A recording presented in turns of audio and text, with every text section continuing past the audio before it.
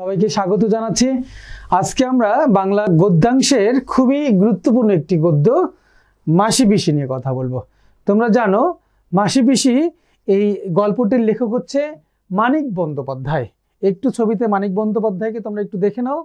মানিক বন্দ্যোপাধ্যায়, যার পিতৃপ্রদত্ত নাম তোমরা জানো যে মানিক বন্দ্যোপাধ্যায়ের পিতৃপ্রদত্ত নাম হচ্ছে প্রবোধ কুমার বন্দ্যোপাধ্যায়। খুবই গুরুত্বপূর্ণ একটি বিষয়, তোমাদের পরীক্ষায় এই বিষয়গুলো আসে এবং খুব গুরুত্ব দিয়ে তোমরা একটু দেখবা।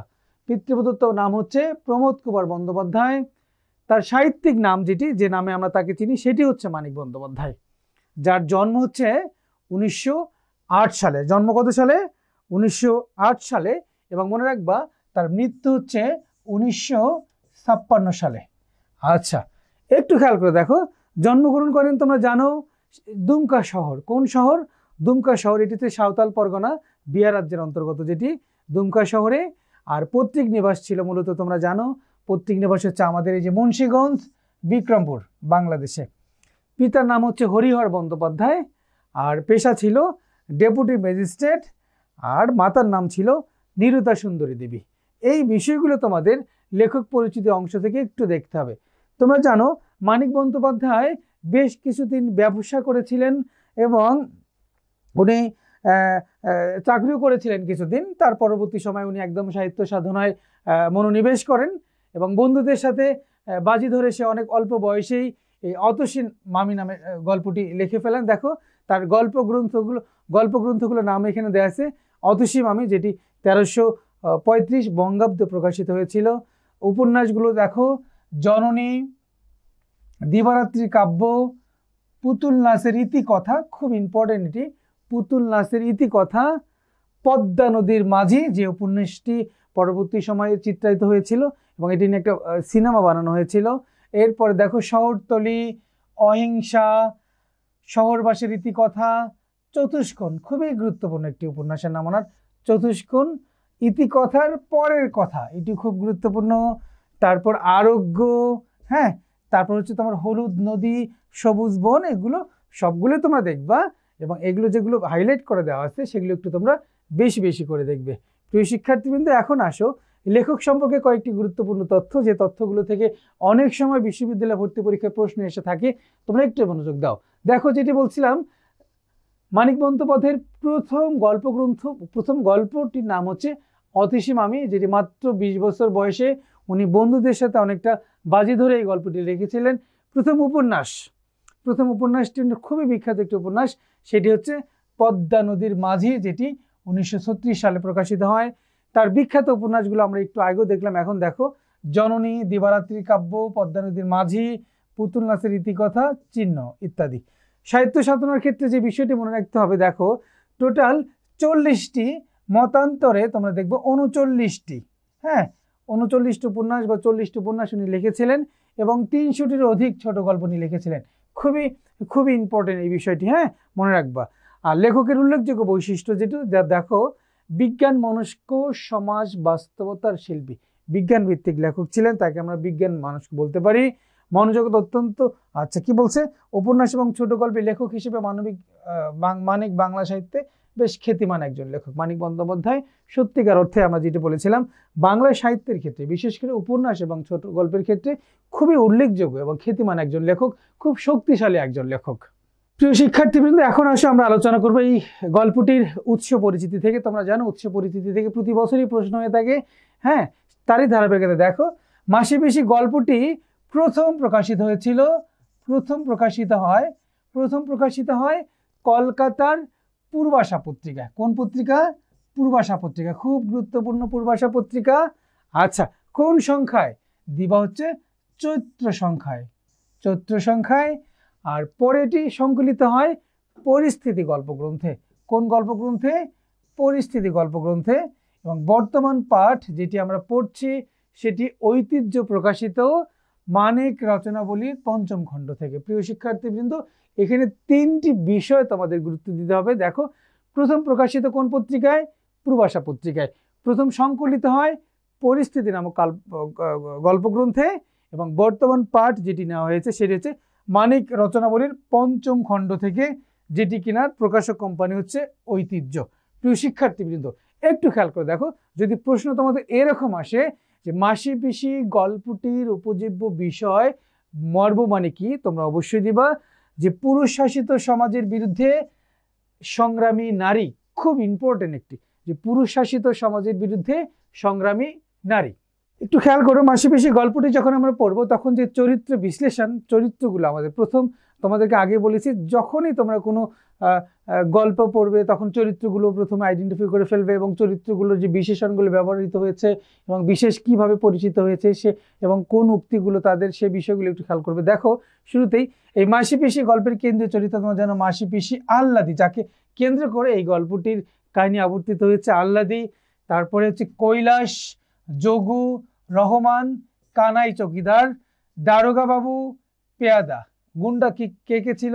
সাধু, বৌদ্ধ, ওসমানেরা, প্রতিবেশী, বাবু ঠাকুর, ঘোষমশাই, জননদিন, কানুরমা, বিপিন, বংশী। এই চরিত্র বিশ্লেষণগুলো তোমরা একটু দেখবা, আমরা ডিটেলস আলোচনা লিখিত অংশে গিয়ে খুব ডিটেলস আলোচনা হবে এর মধ্যে।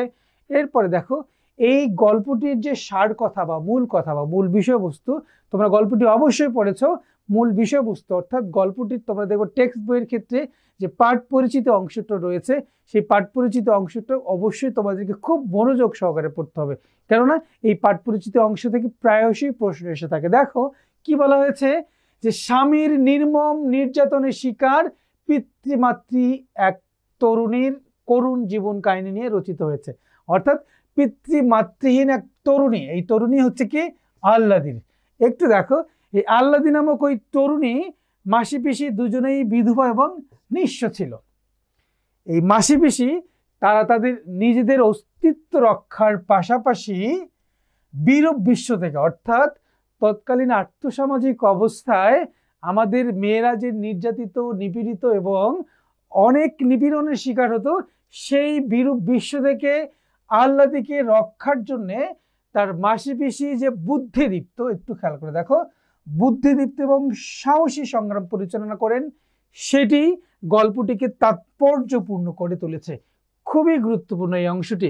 এরপরে দেখো যে তার অত্যাচারী স্বামী এবং লালসা উন্মত্ত জোরদার দারোগা ও গুন্ডা বদমাশের আক্রমণ থেকে আহ্লাদিকে নিরাপদ রাখার ক্ষেত্রে এই মাসি পিসি, এই অসহায় দুজন বিধবা নারী যে দায়িত্বশীল ও মানবিক জীবন যুদ্ধ, আবারও বলছি যে দায়িত্বশীল এবং মানবিক জীবন যুদ্ধ, এটি খুবই প্রশংসনীয়।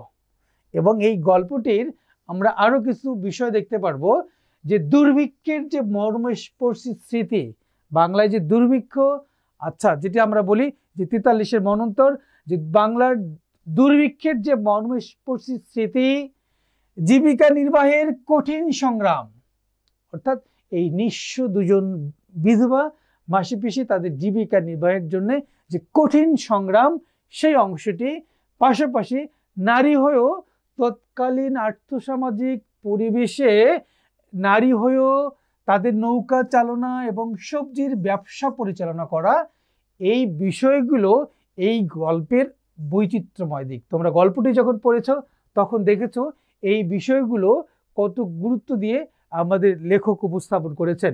এই গল্পে যে প্রসঙ্গগুলোর উল্লেখ আছে, তোমরা দেখবা ইদানিং বিশ্ববিদ্যালয় ভর্তি পরীক্ষায় যে ভিতরগত তথ্য থেকে যে প্রশ্নগুলো আছে, যে কোন প্রসঙ্গ কোন রচনায় আছে, এই বিষয়গুলো একটু গুরুত্বপূর্ণ।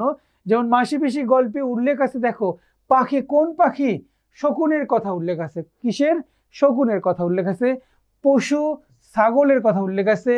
বাঘের কথা উল্লেখ আছে। গরুর কথা উল্লেখ আছে। বৃক্ষ, কোন বৃক্ষ? কাঁঠাল গাছ। এই কাঁঠাল গাছ প্রসঙ্গটি তোমাদের পাঠ্যপুস্তকের যে গদ্য এবং পদ্যগুলো তোমরা পড়ো, অন্যান্য গদ্য পদ্যের মধ্যেও কিন্তু এই কাঁঠাল গাছ শব্দটি আমরা পেয়ে যাব। যেমন আহ্বান গল্পটিতে এই কাঁঠাল গাছ প্রসঙ্গটি রয়েছে। কোন স্থানের কথা বলা আছে?